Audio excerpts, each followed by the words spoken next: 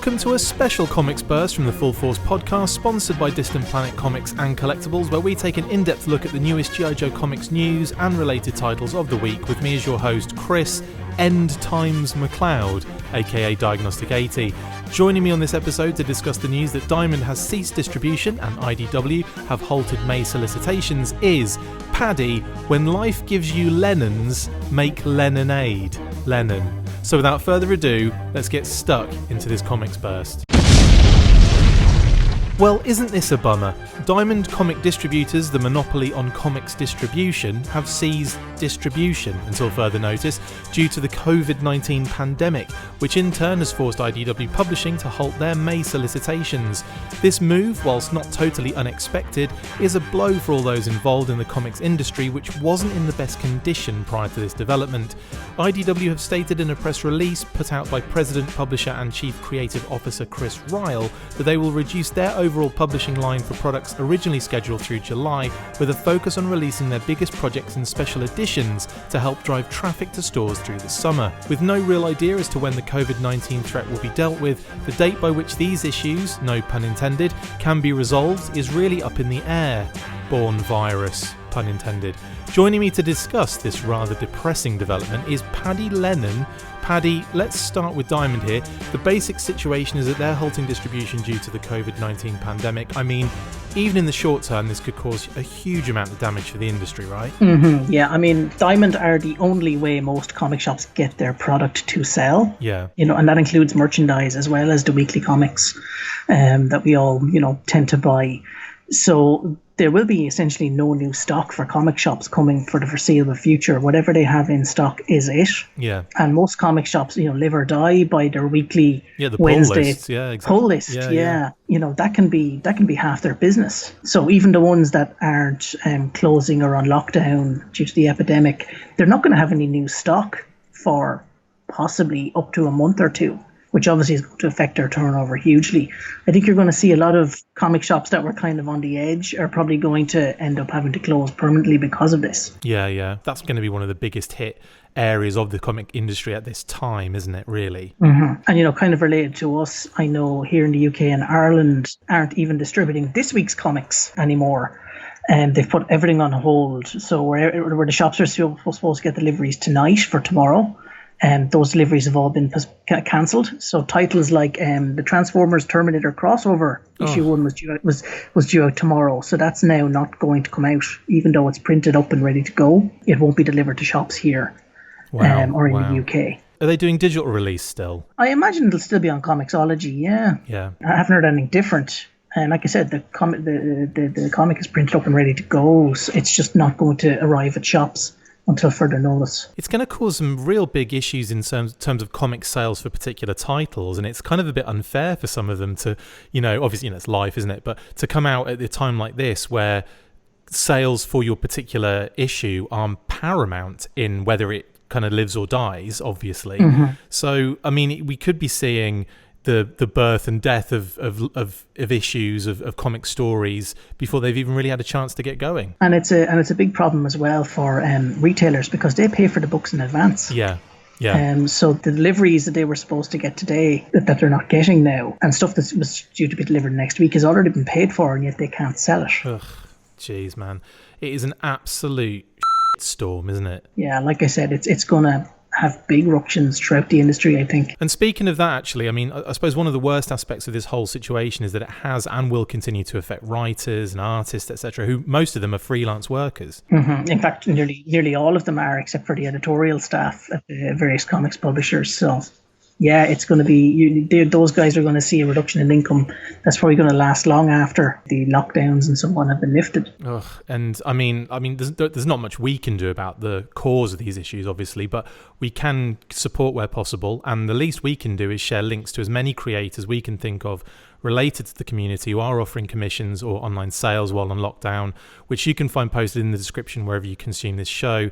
If you wanted a specific piece of art portraying, for instance, Paddy being punched in the Mickey by Helix, or me getting stuck with my robot drone at the foot of some stairs as Lightfoot, then now is the time to approach your favourite artist and get them to do it. What will, obviously, we kind of put out a little all points bulletin beforehand, thanks to Paddy, with like a request to see if any artists or so on or creators were interested in, getting that information out there. So obviously we will abide by those results of what we get back. But obviously, you guys, I'm sure if you're into the kind of comics stuff, you're following these guys anyway, so you'll know how to kind of get hold of them.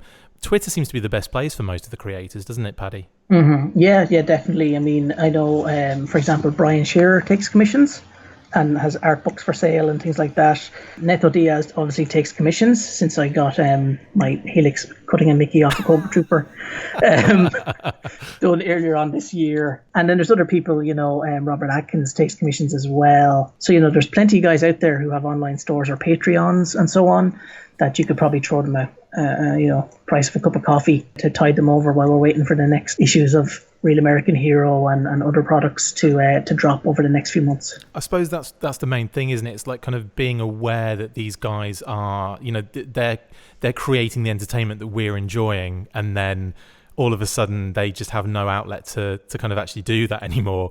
And it's like, you never know though. IDW might catch up on their scheduling at this point though.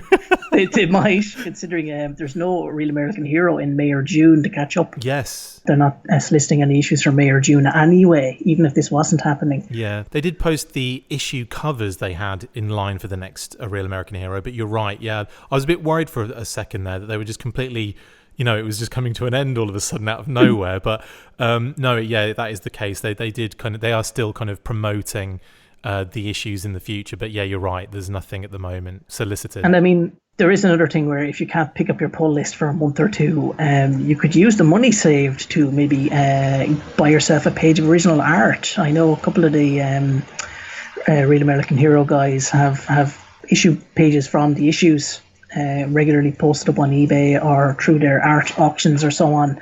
So I mean, you could get yourself an original page. Absolutely. On Lightfoot, for example. I know NETHO Yes. DIAZ was selling that one. Yes. NETHO DIAZ was selling that really nice Lightfoot one, the one in the sewer for a few issues back.